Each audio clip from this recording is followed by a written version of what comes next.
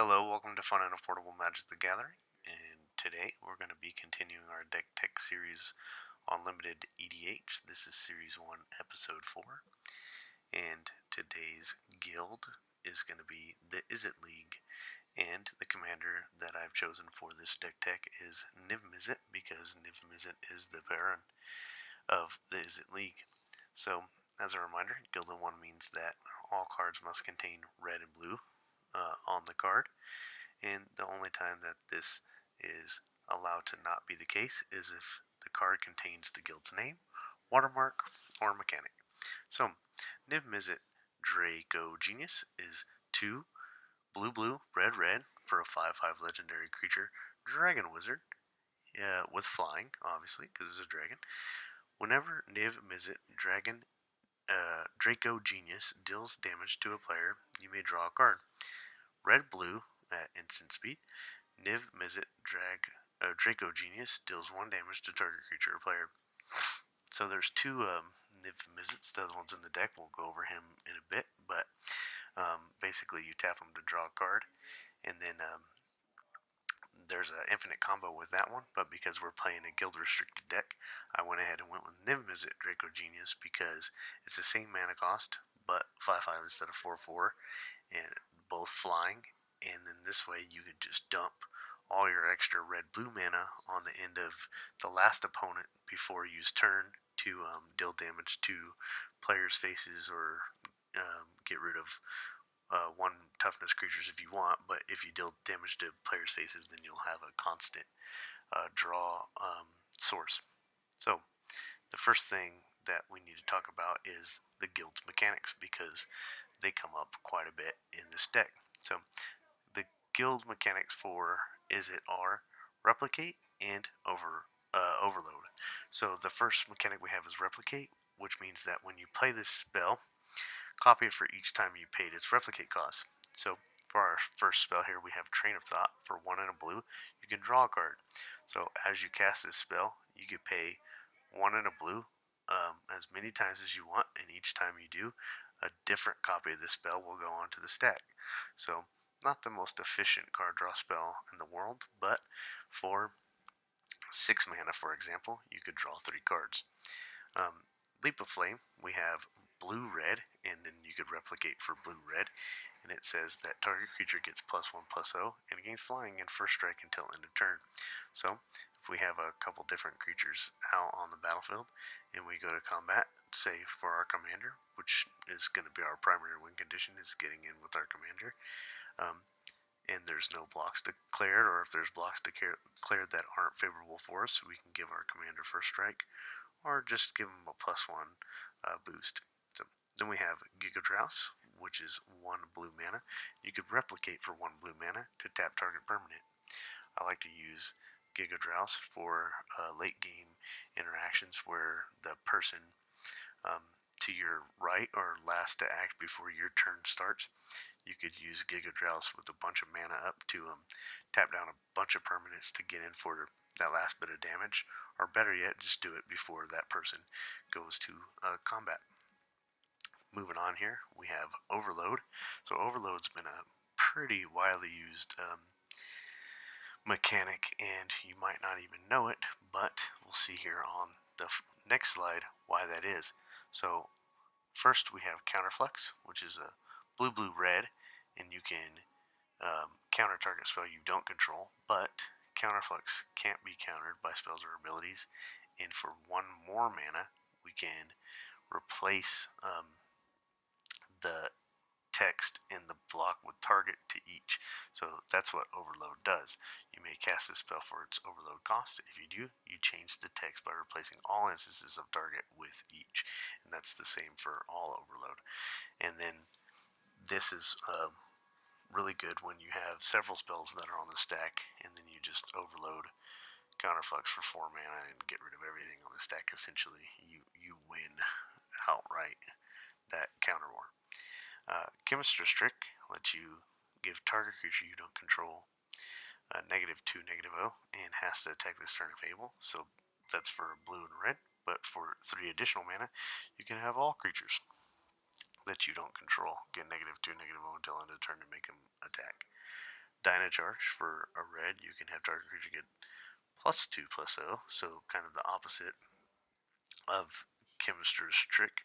And then for Overload, you can pay 2 more mana to give +2/+0 boost to all your creatures. So again, nice little combat trick there. Teleporter, red and blue, you get target creature gets +1/+0 and it's unblockable. So you use this teleporter targeted sorcery spree before you go to combat to get Niv in unblockable, or Overload to get all your guys in for a total of 5 mana. These are a couple of the spells that I was talking about with how powerful Overload is in Vandal Blast and Mizzet Mortars, but we also have another combat trick in Weapon Surge, and then a pseudo border wipe and Street Spasm, at least for creatures without flying. And here we see Cyclonic Rift, a very well-known return all cards card, and then we have Mizzet Skin to give our commander hexproof in a time of need, and then we have debuffs and downsize, and then another effect to tap down creatures that you don't control, and Bluster Skull. I like to just pay 4 mana, tap down creatures before combat of the last player's turn to act, and then go to town from combat damage on your turn. Moving on to our next category, we have the Walkers section. So we're playing 3 Walkers in this deck: Saheeli Rai, Dagger, and Ralzeric. Saheeli Rai's ultimate, if you get to it, doesn't really have a lot of targets, as there are only 3 primary artifacts in the deck, but the +1 ability is just good to get in incremental damage and control your draws. There's not a lot of ramp in this deck, so controlling your draws at any rate is good. Then we have Dak Faded, which lets you draw 2 and then discard 2. Gain control of target artifact, so we can get other people's mana rocks. And then with the emblem, you can cast a spell, and that targets 1 or more permanents, gain control of those permanents. Oh, excuse me. Whenever you cast a spell that targets 1 or more permanents, gain control of those permanents, which is pretty powerful, but Dak Fading is mainly going to be doing the +1 ability. Ralzeric here, if you do get to the ultimate, you get to flip coins and possibly take extra turns, but it also lets you untap some of your lands, so it helps out with ramping a little bit. Here we have the 3 rocks that I was talking about. Pretty basic Izzet guild restricted rocks here, so that's why we're only running 3 of them, but they all tap for blue and red. And we're running 3 enchantments in the deck. So Quicksilver Dagger enchants a creature, and that creature gains tap to deal 1 damage to target player, and you draw a card. So when we equip this onto our commander, it just eliminates the need to pay the red and blue, even though we can still pay the red and blue, but instead we can just tap it and get to draw 2 cards. Then Clout of Dominus is a red and blue that gives our commander Shroud and also a +2/+2 boost, as well as haste if you need it. Fever Versions is just a good way to get an incremental damage on your opponents, but they do get a draw an extra card every turn, and then you of course get a draw an extra card every turn. Just a fun Izzet card. Next up we have the spells that we haven't covered yet. So Invoke the Firemind and Fireminds Foresight, just some extra draw, or it's a mortal spell, so you can deal that damage to target creature or player instead if you don't need to draw cards. And then Fireminds Foresight, for 7 mana, you get 6 total mana worth of spells out of your deck, at 1 being at 3, 1 being at 2, and 1 being at 1. Then we have Master of the Way, Electrolyze, Cunning Strike, and Prophetic Bolt. Bolt deals 4 damage, and then you get to kind of do an impulse, and then Cunning Strike deals 2 damage and 2 damage, and then it's a cantrip. And then Electrolyze deals 2 damage divided and is a cantrip. And then Master Away, you get a draw card, and then Master Away deals damage to target creature or player equal to the number of cards in your hand. Izzet Charm. I mean, we're an Izzet deck, so why not? This allows you to either counter, get in 2 damage on a creature, or draw 2 and discard 2. Mind Swipe, you get a counter unless its controller plays X, and then it deals X damage to that spell's controller. Essence Backlash lets you counter a target creature spell and then deal that much damage to that spell's power to its controller. And then Double Negative allows you to counter up to 2 target spells. Moving on to our creature package, we have Dax Duplicate, which allows you to get a copy of any creature on the battlefield. We have Mind Rack Liege, which gives you a +2/+2 boost to your commander and pretty much every other creature, as this is a red-blue deck. And then for 4 mana, you may put a blue or red creature from your hand into play. Izzet Staticaster, Niv Guild Mage, Mercular Chemistry, and Gelectrode.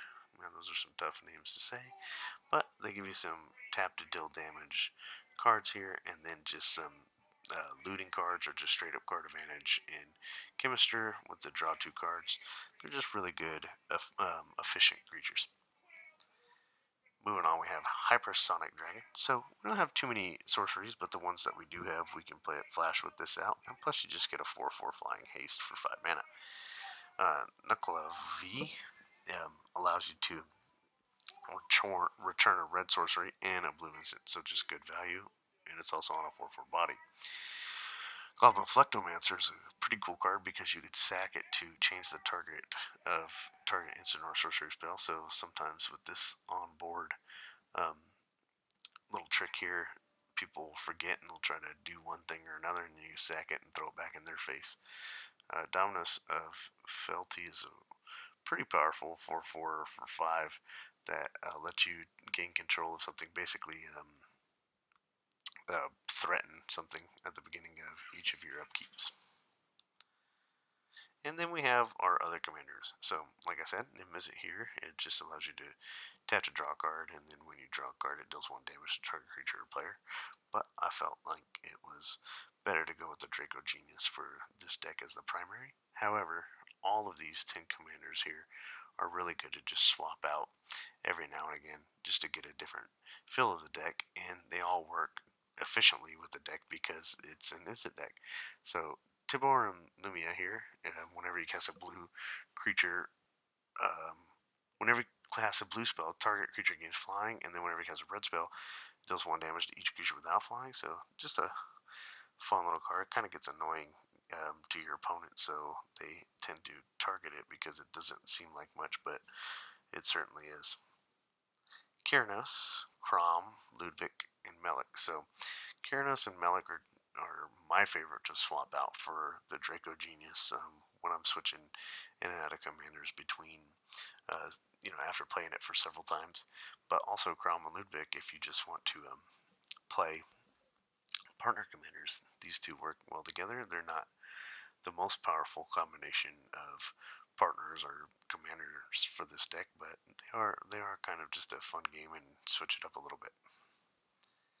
Then we have Orjon, the Shifting Flame, which works really good with the Locust God, and then Jorian and Nin, the Pain Artist. So Nin lets you pay X in red, blue, and tap and deal X damage to target creature. That creature's controller draws X cards. So it's important to note here with Nin, if you have him out and you have, I don't know, like a 1/1 spirit or something from somebody's land or whatever, you can pay 8 into X and then tap it. X would be 6, and then you would deal 6 damage to the 1/1, and you would still get a draw the 6 cards. Then Jorian, whenever you cast your second spell each turn, draw a card. Not the best alternate commander, but you can play Jorian if you like to. The Locust God is really good. Not as good as some other decks that the Locust God's in, but it is just some fun stuff. And then Orjun, whenever you cast a spell, put the cards in your hand on the bottom of your library in any order, then draw that many cards. So obviously, if these two are out, it gets kind of loony-toony.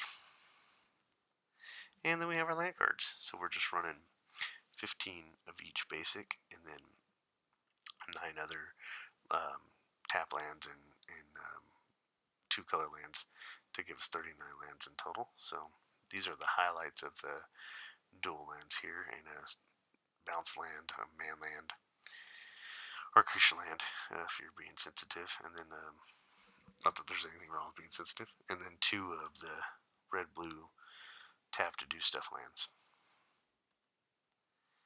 Here we can see a visual view of the deck in its entirety.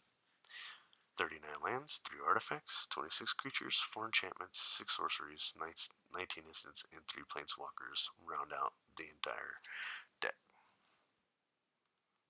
And here's a deck list for you. You can see here that our mana curve on the right there is at its highest at the 3 mana cost, but this mana cost is a little confusing because, not confusing, but a little askew because the overload cost and the replicate cost will bring it to the higher end of this curve, but you don't have to pay those costs since they're alternatives, so it is on the lower end of the curve. All in all, it's a really smooth deck to play with the curve-wise. Not too expensive, as we see here. It comes to about $60 on TCG Player. And this guild deck I did when our playgroup did our guild leagues, and I still have it to this day, and I enjoy playing it.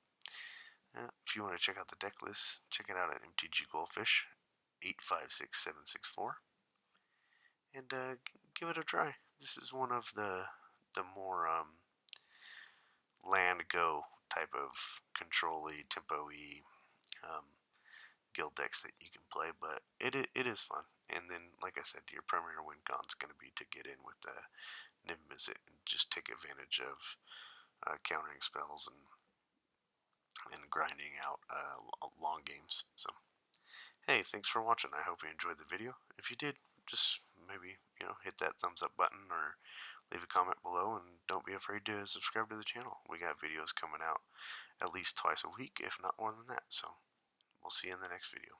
Thanks for watching.